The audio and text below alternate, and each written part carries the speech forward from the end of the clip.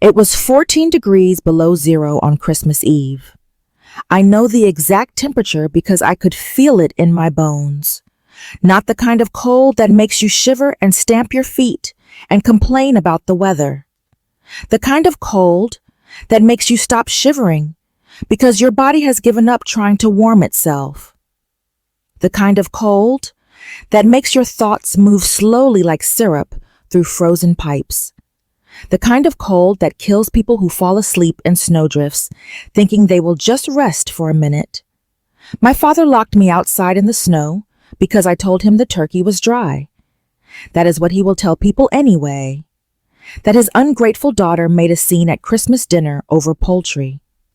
That she stormed out into the blizzard to teach everyone a lesson, and then came crying back when she got cold.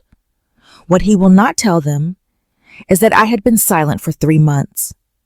92 days of biting my tongue until it bled, taking every insult like a punch to the stomach, swallowing every humiliation like broken glass, smiling through dinners where they discussed my failures like I was not sitting right there at the table. And the one time I dared to have an opinion, the one time I opened my mouth to say something other than yes, sir, or thank you, or I am sorry, he decided I needed to be taught a lesson about respect.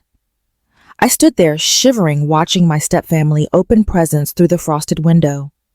The glass was cold against my forehead when I pressed against it, trying to see inside, trying to understand how they could celebrate while I was dying 3 feet away. My stepsister Sophie was unwrapping a box that belonged to me. A silver-wrapped present I had set aside for myself containing the last piece of technology I owned. My stepmother Margaret was admiring a diamond bracelet that should have been my mother's, the one my father promised me on my 18th birthday before he married someone else 6 months later. And my father Victor was raising a glass of wine celebrating a holiday that no longer included me. He looked so comfortable in that warm room, so satisfied with himself, so completely unconcerned about his daughter freezing to death on the other side of the window. I knocked on the glass. He looked up, saw me standing there with blue lips and shaking hands, and he smiled. Then he turned back to his wife and continued his conversation, like I was not even there, like I had already ceased to exist. An hour later, a black limousine pulled up to the curb. It cut through the blizzard like a shark through dark water. Silent, purposeful, unstoppable. My grandmother stepped out. The grandmother everyone thought was dead. The grandmother my father had told me passed away 3 years ago from a stroke. The grandmother whose funeral I had mourned in private because my father said it would be inappropriate for me to attend. She saw me shivering in the snowdrift, my lips turning blue, my fingers numb inside gloves that were never meant for this kind of cold. She looked at the mansion where her son was enjoying his stolen Christmas, and she said one word: demolish. You will not believe what happened next. Before we continue, I need to know I am not alone in this. Drop a comment below, telling me where you are watching from and what time it is where you are. If you have ever been the scapegoat in your family, I want to hear from you. If you have ever been locked out while others celebrated, let me know. If you have ever felt invisible to the people who were supposed to love you unconditionally, share your story in the comments. Let us get through this together. And if you have not subscribed yet, please hit that button now so you do not miss how this ends. Because I promise you, the ending is worth waiting for. I did not even have time to process the word before the doors of the limousine flew open. 2 men in tactical black suits emerged from the vehicle like shadows given human form. They moved with the precision of an extraction team. Military training, I realized later when I had time to think about it. The kind of men who protect heads of state and billion-dollar assets. The kind of men who do not ask questions about orders. They did not knock on the front door of the mansion. They did not ring the bell and wait politely for someone to answer. They did not ask permission from anyone inside. They simply walked onto the frozen lawn, flanked me on both sides, and lifted me out of the snowdrift like I was a high-value asset being recovered from a hostile territory. My limbs were too stiff to protest. I wanted to ask what was happening. I wanted to ask who they were and what they wanted and why my dead grandmother was sitting in a limousine outside my father's house. But my jaw was locked with cold, and my tongue felt thick and useless in my mouth. The cold had moved past pain into a dangerous heavy numbness, the kind of numbness that comes right before frostbite sets in, the kind that kills the nerve endings so you do not feel yourself dying, the kind that people describe in survival stories right before they lose fingers and toes. I was carried 3 steps across the frozen ground and deposited into the back of the car. The door thudded shut behind me, sealing out the wind, the ice, and the sight of my stepsister opening the laptop that was supposed to be mine. The laptop that contained 2 years of my work. The laptop that held the algorithm that was 6 months ahead of the market. The laptop that was the last piece of evidence that I had once been someone with a future. The silence inside the car was absolute. Not the empty silence of nothing happening, the heavy silence of a courtroom before the verdict is read, the pregnant silence of a bomb counting down its final seconds. The air smelled of expensive leather and filtered heat. Heated seats wrapped around me like warm hands. Heated floor warmed my frozen feet. Everything in that car was designed to wrap you in comfort while the world outside froze. Across from me sat a woman I had not seen in 7 years.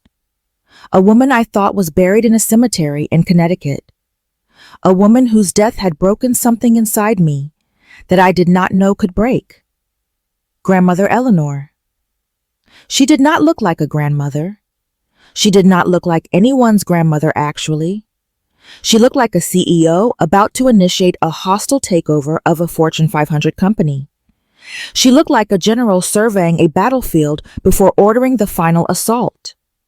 She looked like exactly what she was, a self-made billionaire who had built an empire from nothing and had no patience for weakness or excuses. Her silver hair was cut in a sharp bob that could slice glass. Not a single strand out of place, despite the blizzard raging outside. She was wearing a cashmere coat, the color of charcoal, the kind of coat that probably cost more than the car I used to drive before I had to sell it. More than the apartment I used to rent before I was evicted. More than the entire failed startup that had brought me to my knees. Her eyes were dark and sharp, scanning me with the efficiency of a doctor assessing damage, calculating how close I had come to dying, determining exactly how much danger I had been in. She did not gasp when she saw the state I was in. She did not cry or wring her hands or ask me a dozen questions at once.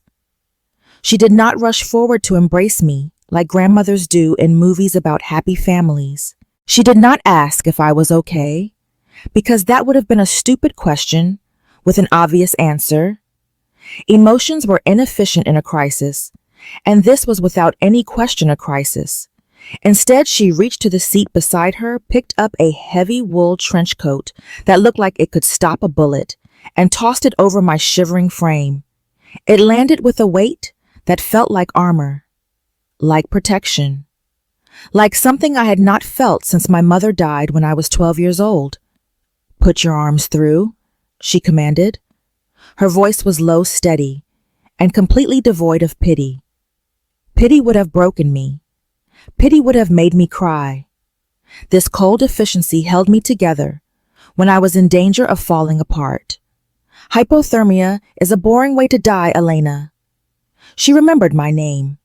7 years of silence, and she remembered my name. 7 years of my father telling me she did not want to see me, that she was disappointed in me, that she had given up on me just like everyone else.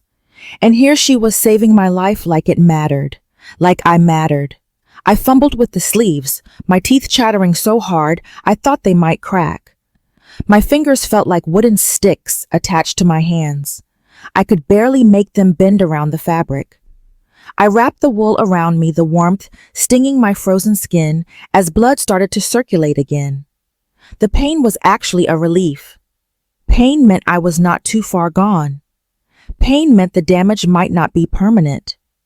Pain meant I was still alive. I looked out the tinted window at the house that had been my prison for 3 months. The mansion my father called his castle. The estate he had inherited from my mother's family and claimed as his own achievement. Through the glass, I could see the silhouette of my father Victor standing in the living room window.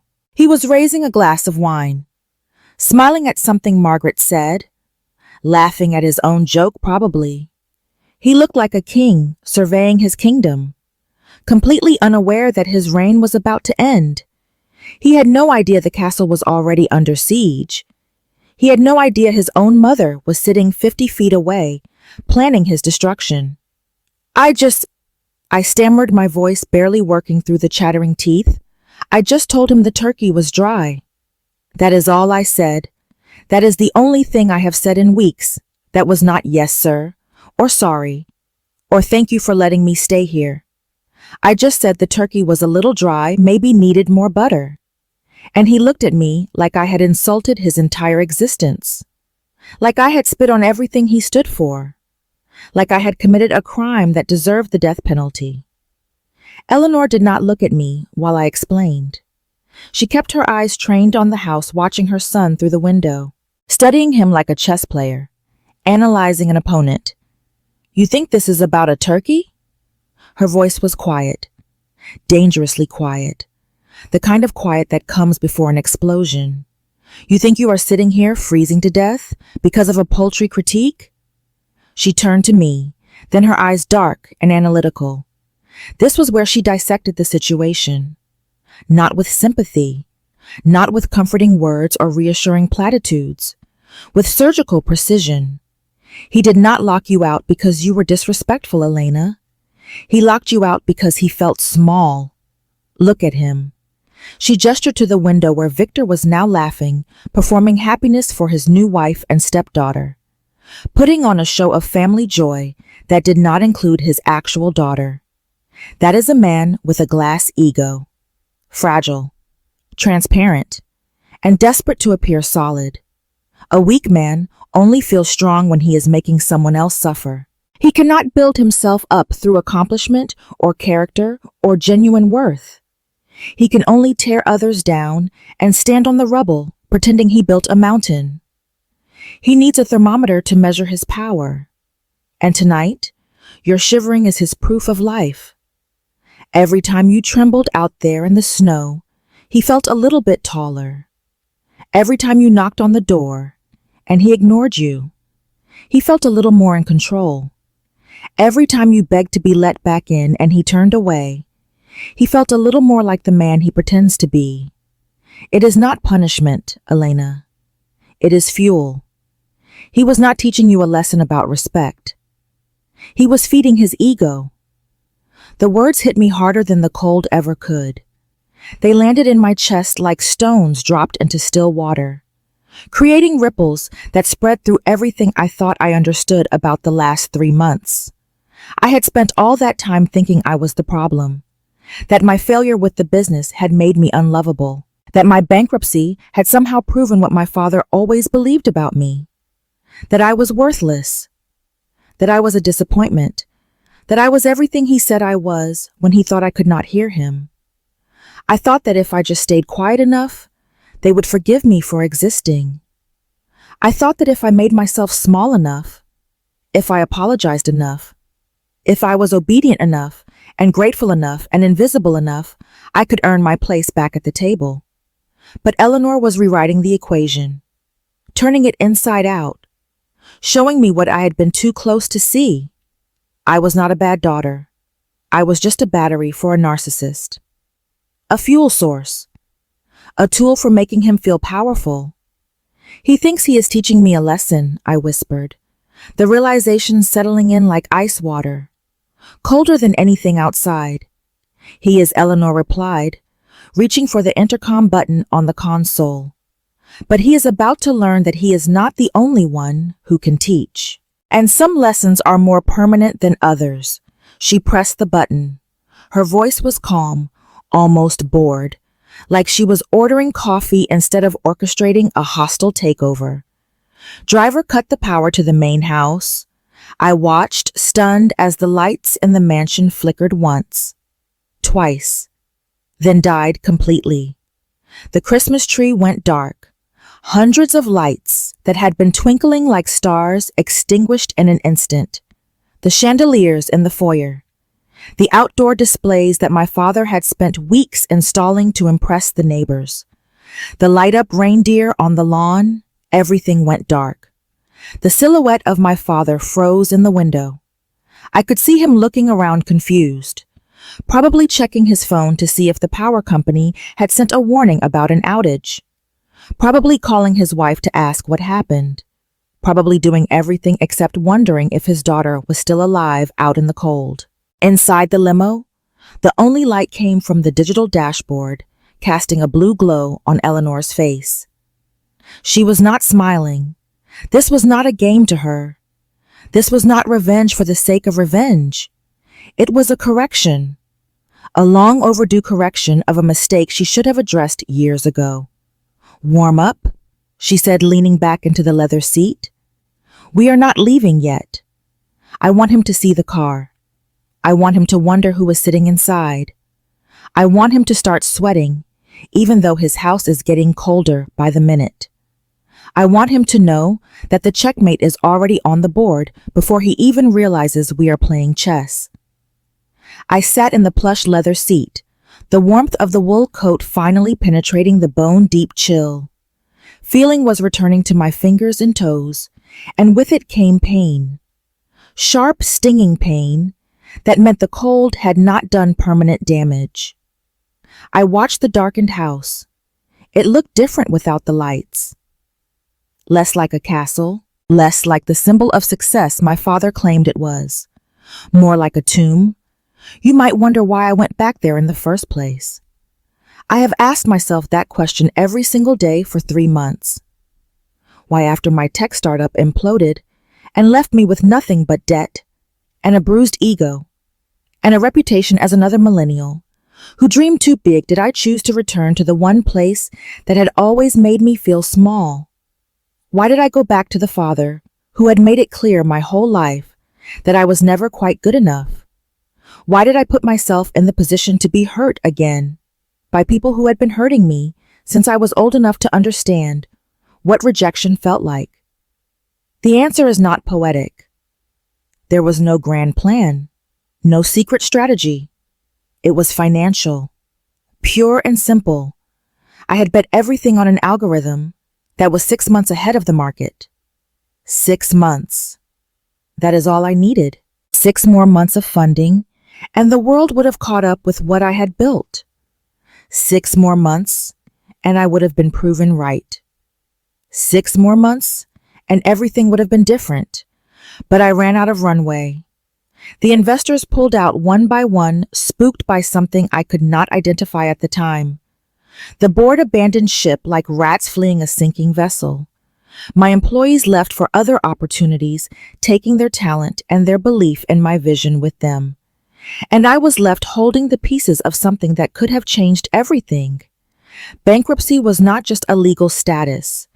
It was a leash that dragged me back to Aspen. For the last 3 months, the price of admission to live under Victor's roof was my dignity.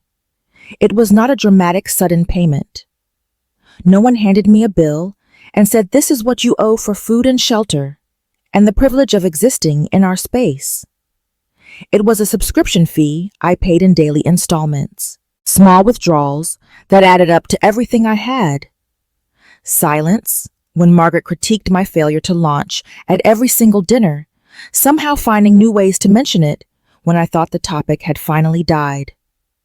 Obedience. When Victor lectured me on real business while sipping scotch paid for by a trust, he did not earn money that came from my mother's family wealth. He had married into and claimed as his own accomplishment. Compliance, when Sophie, my stepsister, treated me like an unpaid intern in my own childhood home, ordering me around like a servant while she contributed nothing. Gratitude when they let me eat at their table, making sure I knew how lucky I was that they had taken me in when no one else would have me. Apology when I took up too much space, or made too much noise, or reminded them too much of my presence. Invisibility when guests came over and I was introduced as just someone staying with us for a while, not as Victor's daughter, not as family, just someone. I looked at my hands. They were still red from the cold, the skin raw and angry, but the shaking had finally stopped. I did not think he would actually do it, I said quietly. I thought he was bluffing. Every other time he threatened something extreme, he backed down once I apologized enough. I thought if I just said sorry fast enough, he would unlock the door. I thought this was like all the other times. Eleanor did not look away from the house. That is the trap, is it not? The normalization of cruelty. It does not start with locking you out in a blizzard. If he had done that on day one, you would have left. You would have called the police. You would have known immediately that something was wrong, that this was abuse, that you deserved better. No, it starts with the small things. The jokes at your expense that everyone laughs at except you. The comments about your weight or your hair or your clothes that are framed as helpful suggestions. The way he interrupts you mid-sentence because what he has to say is always more important than what you were thinking. The way he makes you wait for him and then acts like you are the one being inconsiderate when you mention the time. The way he dismisses your accomplishments and magnifies your failures until you cannot remember ever succeeding at anything. He lowers the temperature 1 degree at a time so you do not notice you are freezing until your heart stops beating. She was right. I had spent months adjusting my internal thermostat to match their coldness, learning to expect less and less until I was grateful for crumbs. I had convinced myself that if I just took the insults, if I just smiled through the dinners where they dissected my failures like it was entertainment for them, I would eventually earn my way back into the fold. I thought I was being resilient. I thought I was being mature.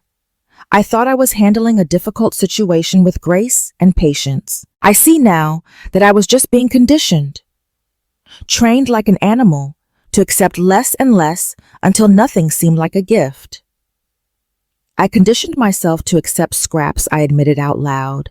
The shame burned hotter than the heater vents, worse than the pain of my circulation returning. I thought if I was quiet enough, they would forgive me for failing. I thought if I made myself small enough, they might let me stay. I thought love was something you had to earn through suffering. You did not fail, Elena. Eleanor's voice cut through my self-pity like a scalpel. Sharp, clean, necessary. You attempted something difficult. You built something from nothing. You took a risk that most people are too afraid to even consider. They have never attempted anything. Not Victor, not Margaret, not Sophie. They just consume. They inherit. They take credit for work they did not do. They marry into money and claim they earned it. They collect accomplishments by standing next to people who actually accomplish things. And parasites always hate the host that tries to break free. They hate you because you remind them of what they are not. She tapped the screen on the center console. A live feed appeared connected to the security cameras inside the house. I stared at her, shock cutting through my confusion. You have access to the security system. I have access to everything, Elena. I built this family. I funded that house.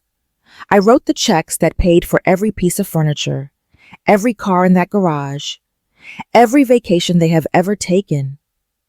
Every door in that mansion opens for me whether my son knows it or not.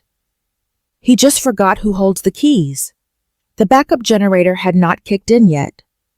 On the screen, I could see them in the living room, illuminated by the firelight and the glow of their phones. They were not panicked about the power outage.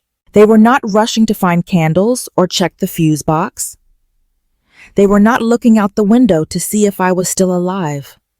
They were annoyed, irritated that their perfect Christmas had been interrupted by something as inconvenient as a blackout.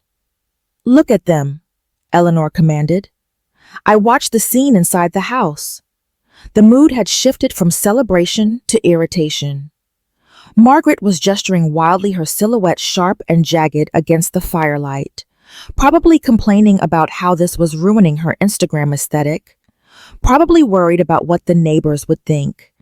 I did not need audio to know what she was saying. She was complaining about the inconvenience. The power outage was ruining her perfect holiday, her perfect life, her perfect illusion. Then I saw Sophie. She was sitting on the sofa holding a silver-wrapped box, my box, the one I had wrapped for myself, set aside as a small comfort in a house full of people who wanted me gone. It contained the last piece of technology I owned, a high-performance laptop I had salvaged from my company's liquidation. The only thing the creditors had not been able to take because it had my personal files on it, 2 years of code, my algorithm, my future if I ever got another chance to use it. She tore the paper. She did not even hesitate. She did not ask whose gift it was or whether she should wait. She just took it. She opened the lid. Even in the grainy night vision of the security feed, I could see her smile. The smile of someone who takes everything and feels entitled to more. She said something to Victor, laughing. He nodded, pouring another drink in the dark. Not worried at all. Not concerned that his daughter might be dead in the snow, not caring that Sophie was stealing my belongings right in front of him. He was letting his stepdaughter loot my corpse before it was even cold. She is taking my laptop, I said, my voice flat, hollow. That has my code on it. My intellectual property. Everything I built. She is taking it because she believes you do not exist anymore, Eleanor said.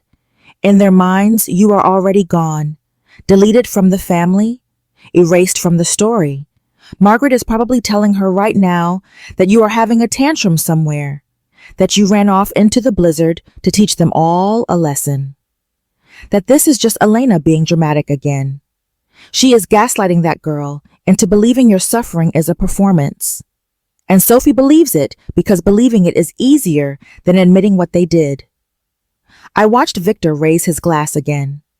He looked comfortable, relaxed. He looked like a man who believed he owned the world and everyone in it. He thinks the darkness is just a power outage, I said. He thinks it is a coincidence. He thinks he is the only one who can turn the lights off, Eleanor corrected. He is about to learn that he does not even own the switch. She picked up a sleek black phone from the console. She did not dial a number. She just spoke a single command into it. Execute phase 2.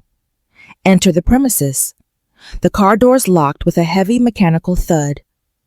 Outside through the snow-covered window, I could see the 2 security agents who had rescued me start walking toward the front door of the mansion.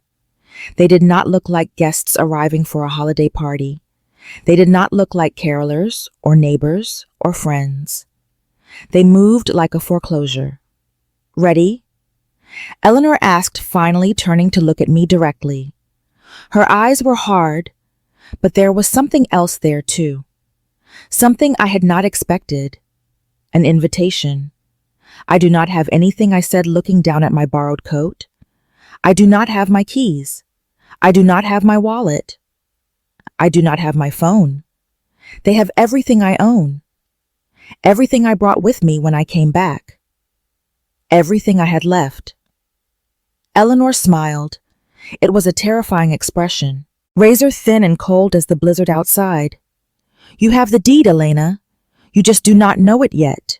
Let us go introduce your father to his landlord. The front door of the mansion did not open. It yielded, like it recognized authority greater than a lock and key. My grandmother did not knock. She did not wait for someone to answer. She simply walked through the entrance of the estate, as if every barrier recognized their true master and dissolved out of respect. The blizzard rushed in behind her, a vortex of snow and wind that swirled across the marble foyer. It killed the warmth of the fireplace in seconds. It announced our arrival better than any doorbell could have. I followed 2 steps behind, flanked by the security team. I felt like a ghost returning to haunt the living. My coat was heavy on my shoulders. My body was still thawing, still aching from the cold. But my mind was razor sharp, clear for the first time in months. I watched the scene unfold like a slow-motion car crash. The kind you cannot look away from. The kind where you know exactly what is going to happen, but you still cannot believe it is real. The living room was a tableau of interrupted greed. The backup generator had finally kicked in, bathing the room in harsh emergency yellow light. Unflattering light. The kind that shows every flaw. Victor was mid-laugh, a crystal tumbler of scotch raised in a toast. Celebrating Christmas with a woman who was not my mother.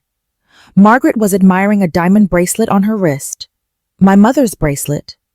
Sophie was typing on my laptop, already treating it like it had always been hers. They froze when we walked in. All three of them. Frozen like deer in headlights. The silence was not just quiet. It was heavy. Thick. It was the sound of oxygen being sucked out of a room before an explosion. Mother! Victor's voice cracked on the word. He lowered his glass slowly, the liquid sloshing over the rim onto the Persian rug. A rug that cost more than most people make in a year. A rug that would never be his again. He blinked, trying to reassemble his reality, trying to understand how his dead mother was standing in his living room. We did not expect you. The roads are closed. How did you get here? Eleanor did not answer him. She did not even look at him. She walked into the center of the room, her heels clicking against the hardwood floor, like a gavel striking a bench, like a judge delivering a verdict. She did not remove her coat. She did not sit down or make herself comfortable. She did not smile or offer any greeting. She looked at the holiday decorations, the pile of gifts, the food on the table, with the clinical detachment of a health inspector shutting down a contaminated restaurant, cataloging everything, assessing the damage. Turn off the music, she said. It was not a request. It was a command from someone who expected to be obeyed without question. Sophie scrambled for the remote, her eyes wide with fear. She had never met Eleanor, but she recognized authority when she saw it. The Christmas jazz died instantly. The silence that followed was deafening. Victor stepped forward, putting on the mask he wore for investors and creditors. The charming, misunderstood patriarch. The man who was always being unfairly judged. The victim of circumstances beyond his control. Eleanor, really? His voice was warm now, welcoming, completely fake. You gave us quite a start. We were just having a quiet family evening. Margaret, get my mother a drink. She must be freezing from traveling in this weather. I am not cold, Victor. Eleanor's voice cut through his performance like a blade through paper. But Elena was. She stepped aside, revealing me standing in the hallway, still wearing the coat she had given me, still thawing, still alive despite everything my father had done. I saw the color drain from Margaret's face. She went white as the snow outside. Sophie pulled my laptop onto her lap, trying to hide it under a throw pillow like a child caught stealing. Victor did not look ashamed. He did not look guilty. He looked annoyed, like a magician whose trick had been exposed by a heckler, like someone whose careful performance had been interrupted by someone who refused to play along. Elena? He sighed, shaking his head with mock disappointment. I see you went running to your grandmother. Always the victim, are you not?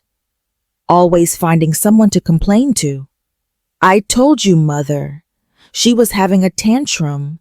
She stormed out because I offered her some constructive criticism on her business. I was just about to go look for her. You were pouring a scotch, I said. My voice was raspy from the cold, but steady, stronger than it had been in months. And you locked the deadbolt. Details. Victor waved a hand dismissively. It is a drafty house. We were protecting the pipes from the cold.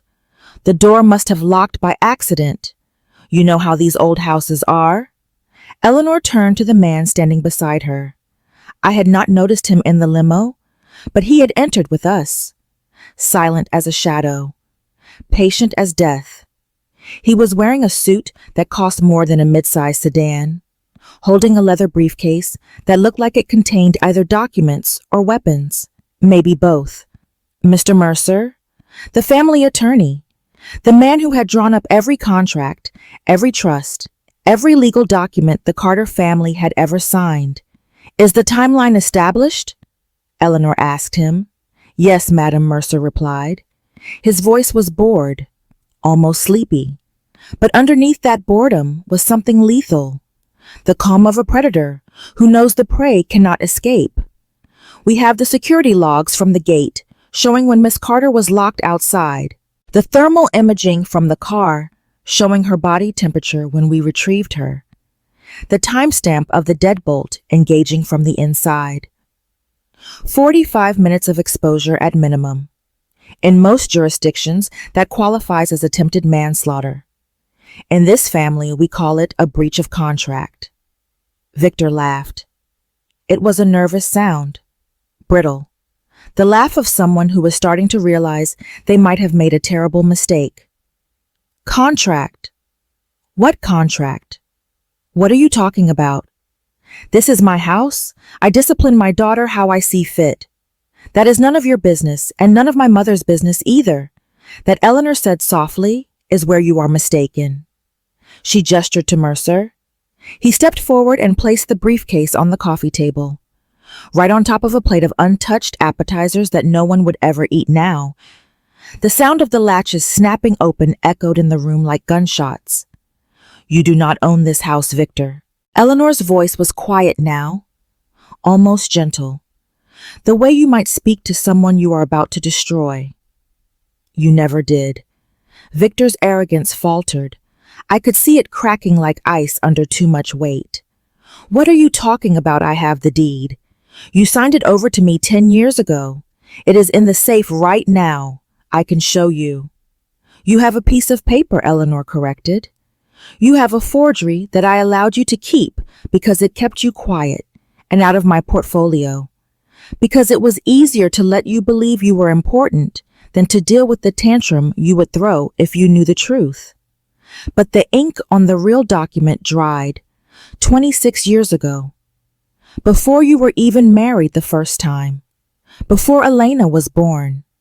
She pulled a single thick document from the briefcase and dropped it onto the table. It landed with a thud that seemed to shake the room. It did not look like a Christmas card. It did not look like a gift or a holiday greeting. It looked like an eviction notice.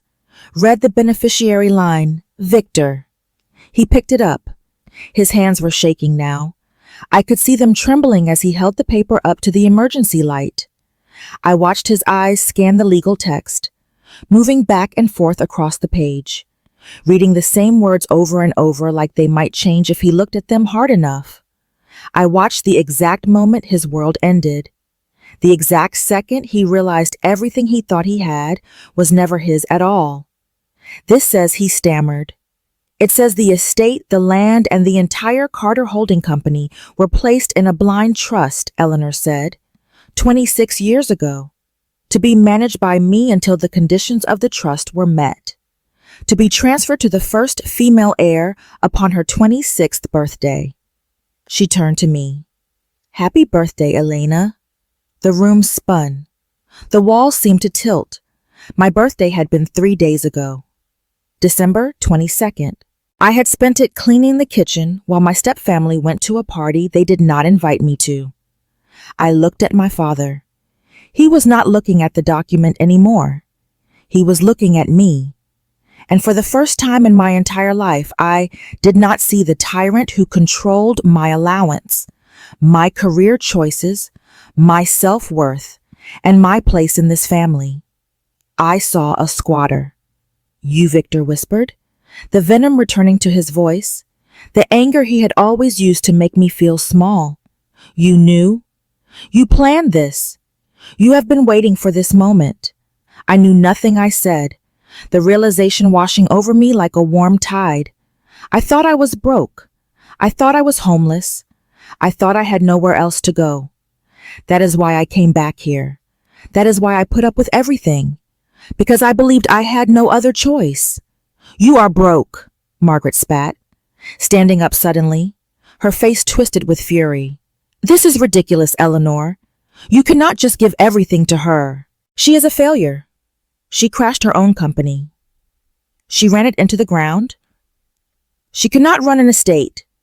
She cannot run anything. She did not crash her company, Eleanor said coldly. She was sabotaged. We tracked the short selling on her stock. Every investor who pulled out did so after receiving identical phone calls from the same person. Margaret, we know Victor, used his leverage to spook her investors so she would come crawling back home. He needed her here, under his thumb, dependent on him, because he knew this day was coming. He knew the trust transferred on her 26th birthday. He needed to control her before she learned what she was really worth. Eleanor stepped closer to her son, close enough to touch him, close enough for him to see exactly how much contempt was in her eyes. You broke her leg so you could offer her a crutch, and then you kicked the crutch away in a blizzard. I raised her, Victor shouted, slamming his hand on the table hard enough to make the glasses shake. I put food on this table. I kept a roof over her head. This is my home. This is not your home, Mr. Mercer interjected, his voice still bored, still lethal. Technically, as of midnight 3 days ago, you are trespassing on Miss Carter's property. Trespassing? Victor's face turned purple. I am her father. Biologically. Yes, I said, stepping into the room, walking toward the couch where Sophie was still clutching my laptop. I reached down and pulled it from her hands. She did not resist. She did not even try. But legally, you are just a liability I inherited. I looked at the document on the table. My name was there, printed in black ink. Elena Marie Carter, sole beneficiary. It was not just a house, it was freedom. It was the capital I needed to restart my life. It was the weapon I needed to end his. What do you want to do? Miss Carter Mercer asked me. Not Eleanor. Me. He was addressing me now. The transfer of power was absolute. I looked at Victor. He was panting, sweating. His eyes were darting around the room, looking for an angle, a way out of this. I could see him preparing to beg. He looked at me, and I saw him getting ready to play the family card, to talk about blood and loyalty, and everything we had been through together. All the things he had frozen out of me an hour ago. I want him out, I said. Now. Mercer raised an eyebrow. The blizzard is getting worse, he noted. Margaret cried out. You cannot throw us out in this. We will freeze. This is insane. I looked at the window where I had stood shivering less than 2 hours ago, where I had knocked on the glass and watched my father smile and turn away. I looked at the heavy coat Eleanor had draped over my shoulders, the coat that had saved my life. I do not want them out tomorrow, I said, my voice dropping to a whisper that somehow filled the entire room. I want them out now, and I want everything they own left behind. Every piece of jewelry, every expensive watch, every fur coat and designer bag. They leave with what they are wearing. Nothing else. Eleanor smiled. It was the proudest expression I had ever seen on her face. You heard the owner, she said to the security team. Clear the building. Wait. Victor lunged toward me. Elena, listen. Please, we are family. You cannot do this to family. I was just trying to mold you, trying to make you strong, trying to prepare you for the real world. You succeeded, I said. The security guards moved in. It was not a polite escort. It was not gentle. It was a removal. They grabbed Victor by his tuxedo jacket. He screamed. He kicked at the furniture. He grabbed onto the doorframe with both hands until they pried his fingers loose. Margaret was shrieking, clutching her pearls like they could save her. Sophie followed them toward the door, looking back at me with a mixture of terror and something that might have been awe. The front door opened. The wind howled and hungry and waiting. Cold air rushed through the mansion like it had been waiting for this moment. I watched my father being shoved out into the snow. He stumbled on the steps. He fell onto his knees in the exact same drift where I had been standing, right where I had shivered and begged to be let back in. He looked back at the house, at the warmth, at the light, at everything he thought belonged to him. "Elena," he screamed, his voice cracking in the cold. "Open the door. Please, I am sorry. I am so sorry. I will change. I will be better. Just please open the door." I walked to the window. I placed my hand against the cold glass, the same glass I had pressed my forehead against while I was freezing. I looked him in the eye, and then I reached for the curtain cord. "Demolish," I whispered. I pulled the cord. The heavy velvet drapes slid shut, blotting out the sight of him, sealing the warmth inside, and leaving him in the cold he had built for me. The room fell silent again. The only sound was the crackling of the fire, the scratching of a pen as Mr. Mercer prepared the final documents, the soft pop of a champagne cork. "Well," Eleanor said, walking over to the bar and pouring herself a glass. "That is how you handle a hostile takeover." She poured a second glass and handed it to me. "Welcome home, Elena. If you have ever had to freeze to find your fire, subscribe. Share this with someone who needs to know they are not alone. You are not the black sheep. You are not the problem. You are not the failure they tried to make you believe you were. You are the survivor who has not been paid yet. And karma always settles her debts.